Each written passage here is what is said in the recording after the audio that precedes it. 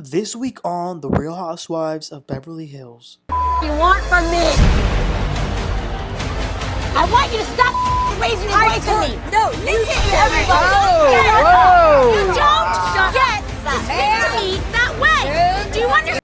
Yo, what is up, everybody? Welcome back. Today we're going to be talking about The Real Housewives of Beverly Hills, Season 14, Episode 6. Let's get right into this episode.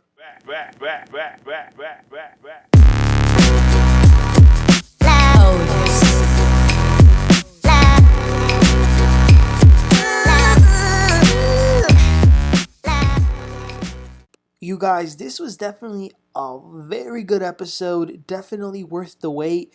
Obviously the show was off for a couple of weeks, which actually feels like forever ago. But let's get started. So the episode starts with some brief clips of all the women. One of them was of Garcelle and her son talking about him becoming a model. I can't believe you didn't know who Naomi Campbell was, though. Dorit was seeing her daughter perform a little ballet dance, and then the first actual scene of the episode is Bose with her boyfriend. His name is Keely. So he's taking her on a date to the beach, and he had a nice little picnic set up on the sand with a bunch of roses. It looks like he's really into her. Now, listen, I saw what y'all had to say about how she looked on this day, but I'm gonna leave it alone because I like this scene a lot. So they have a long distance relationship. She lives in LA, he's in San Diego. At least they're in the same state. What I can kind of tell about them is that this is just based on what I've seen, obviously, but it looks like they connected. They connect beyond the surface, which obviously is really important. And he also seems like a very caring guy, because he even asks her, like, what do you want from me? Like, what can he do to make their relationship flourish? Bo says that he's also a very consistent person, and that definitely helps to build a lot of trust. I also love that he said that he's dating for marriage. He's not just playing around, having a fun time. He really wants to be he wants a commitment. She does sort of ask, like, well, where are we in that? But yeah, like I said, overall, very nice scene. Then we see Erika and Dorit meet up. So Dorit is telling her about what her kids are in, what they're doing, and things like that. And she says that she's able to compartmentalize how she feels about her situation when she's around the kids, because again, they haven't told them yet that they're separated. She is going to be going to a therapy session with PK soon. I mean, one of the things that she wants from him, or just as a couple that she wants to change, is the way that they talk to one another, because she says that he can be very mean, and then obviously she does it in return, and it just creates a bad situation. I've always said, like, people who love each other, they should never hurt each other with words. Like, I've always been of that mindset. Like, even if you get married, I know, like, things are always you're gonna have your fights, obviously, but I'm a firm believer in you should never insult the person you love. Like, that, you shouldn't do that. But anyway, so that's gonna be their therapy session, so hopefully they can fix it. But they also talk about the other night at Kyle's cowgirl party. Both Erica and Sutton are in shock at things that Sutton said. They say that Sutton goes low. And I know Sutton has a lot of fans, but I'm going to have to agree with Erika and Dorit. Sutton can definitely be very nasty. So then we see Garcelle. So she's got her son Jayne, Jayden's girlfriend, Oliver, and Oliver's son. She's taking them to the new beach house that's finally ready. And everyone loved the house. But Garcelle's just so proud of herself, as she should be. I mean, this is an immigrant woman of color who came to this country, and for her to come as far as she has by herself is amazing. I'm so happy for her, and I'm glad that Oliver seemed to be doing good. In her confessional, Garcelle starts to open up a little bit about Oliver and his situation. He really struggled. So he was addicted to drugs, and it was just a bad situation. And this shocked me. She said that there was a time where he was homeless, and she didn't know what to do. Like, this was her son. And she then starts to recall a story of a time when she had a girlfriend over at her house, and they heard a knock on the door, and when she went to go see who it was Oliver, and he was like begging for her to let him in, and she didn't know what to do, but she didn't take him in, and she said that she felt guilty, and she's crying. So it looks like she definitely suffered a lot with this. Listen, I know Garcelle, though, she was talking about that being tough love, but I don't know, y'all. Like, I was just thinking if my son was at my doorstep begging to come in, I don't know if I could watch him and not let him in. Like, I don't know. Obviously, I don't know because I've never been in that situation, but I'm just thinking of what I would do. That's just me, though. But the good thing is, like I said, he looks good and he has a kid now, so I'm glad that he's better. Okay, so next up, Bose goes over to Dorit's house. Dorit's parents were there, so it was nice seeing them. Then both of them go outside, and Dorit is about to spill the tea. Now, I know I've said it before, but I just love Bose because I'm just like her. She's like eating the snacks and like, tell me the tea, because that's me with my friends. I'm just like, I just be listening to their stories. So Dorit is telling her about that therapy session that she had just told Erica that she was going to go to have, and things got heated apparently. So PK, she says, came in very angry, and that at some point he screamed and said, "This is why I want a divorce. I can't be with this woman." Whoa.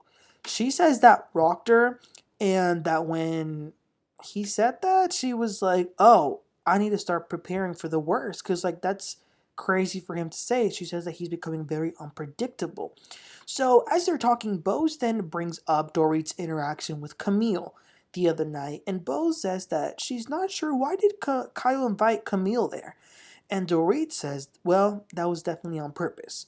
Dorit feels like Kyle did it on purpose as some sort of jab towards Dorit because she didn't know Camille was going to be there. Now, I don't know if that's true. I've said it to y'all. I said it last time. I have a really soft spot for Miss Camille Grammer. I don't know why. I just love her. So yeah, I'm just going to leave that alone. But Bose also says that she was very disturbed by the comment that Sutton made. Remember, she said, just everyone can remember, she said to Dorit, "You're not mad at me. You're angry at your life." Bose says that it sucks because it's almost like Sutton is taking someone's vulnerability and using it as a weapon. So she definitely didn't like that. So then we take a look at Erica. She has a bougie interior designer, and apparently he's a big deal. He's worked with like the big celebrities and um, designing their houses. And Erica wants to really change her house. She says that if she could describe what she wants, she's looking for freedom, style, sexiness, and a new beginning. And the guy's like, okay, got it. Let's look around the house. They cleanse the space, and then they're walking around the house, and he sort of gives like, just first suggestion, the first things that come into his mind as he's just looking at the tour. And he really didn't like a lot of it as it is, but he says that there's definitely a lot of potential that they can do. So I'm going to be interested to see in how they transform Erica's house. Okay, so moving on, we see all the girls getting ready because they're going to attend an event where Erica's going to be getting honored, and she's also going to release her new song. So as they're getting ready, though, Dorit and Erica FaceTime, and Dorit says she was just wondering if Erica happens to know if Kyle and PK are still in communication. Erica says, I don't know. I was actually wanting to know if you knew. And Dorit wants to ask Kyle. That's a curiosity that she has now. So she's going to definitely ask her. So then it is time for the event. The singer Kesha was accompanying Kyle. That's interesting.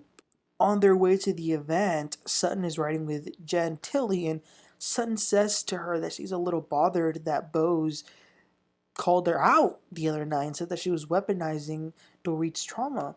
I'm sorry, Sutton, but Bose ain't lying. You were doing that.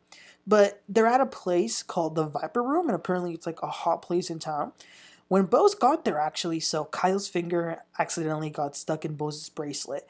And Jen makes some comment, like, joking. She's like, oh, is that a bracelet or is it a weapon? And then Sutton says, well, don't weaponize me. I was just thinking, Sutton, this is not a fight you want. It is not. But Sutton actually pulls Bose to the side. And she's like, well, the other night, I didn't like that you said I was weaponizing. I didn't like that word.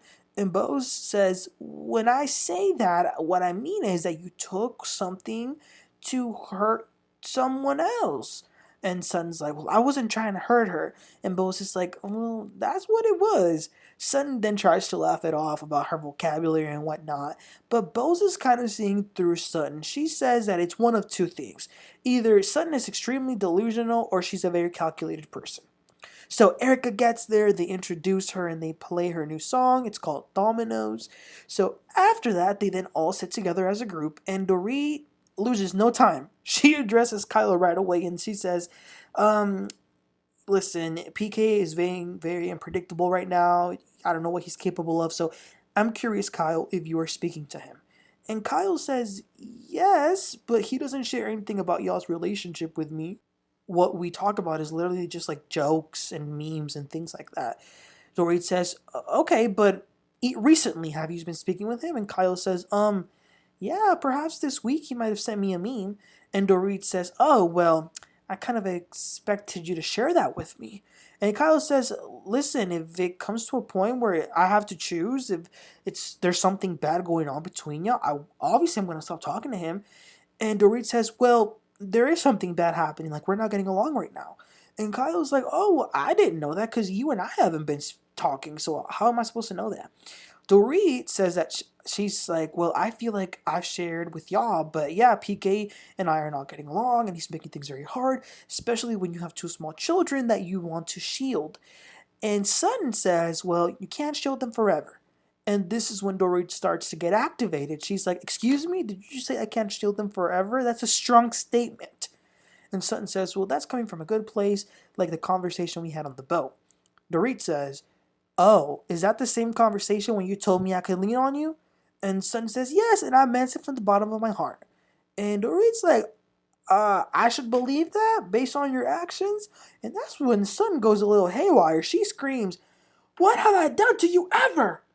And Erika interjects and she's like, well, you went pretty low at Kyle's party.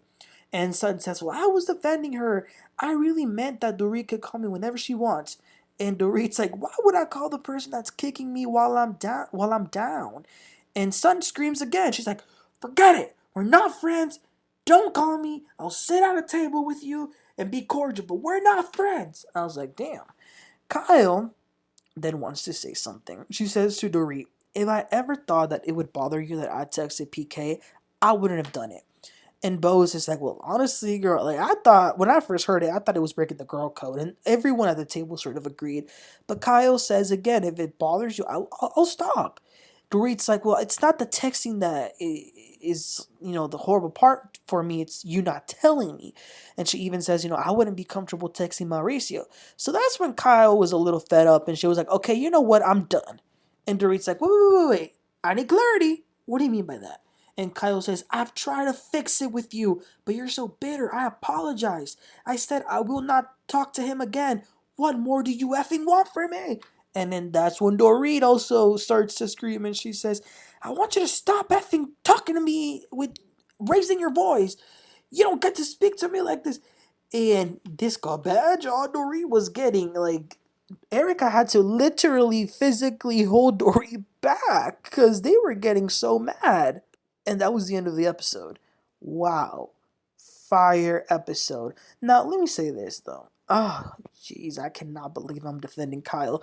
I think Dorit's anchor for Kyle texting PK is a little... What's the word? The right word isn't coming to my mind right now, but I definitely think she's amplifying this because she's sort of on this high of being the activated Dorit and like calling people out, which don't get me wrong, I can definitely appreciate, and I appreciated it towards the beginning of the season, but when it comes to this one specific topic, I do think she's trying to make a mountain out of a molehill. And I understand what Bose and Garcelle and Erica and all these women are saying about the girl code, but I think that Kyle, Mauricio, Dorit, and PK did have a bit of a different type of relationship where I don't think it's super far-fetched to know that Kyle and PK are like sending each other jokes. I don't know. I do think Dorit might be playing it a bit for the cameras when it came to this, but I agree. I wouldn't want people to be screaming at me either. So this is just entertaining. But yeah, it was definitely a lot. I like that Bose is standing up for herself because Sutton seems to have a pattern of like it's her way. So, but anyway, y'all, let me know what your thoughts were about this episode. Please don't forget to like and subscribe, and I'll catch y'all next time. Y'all have a great one.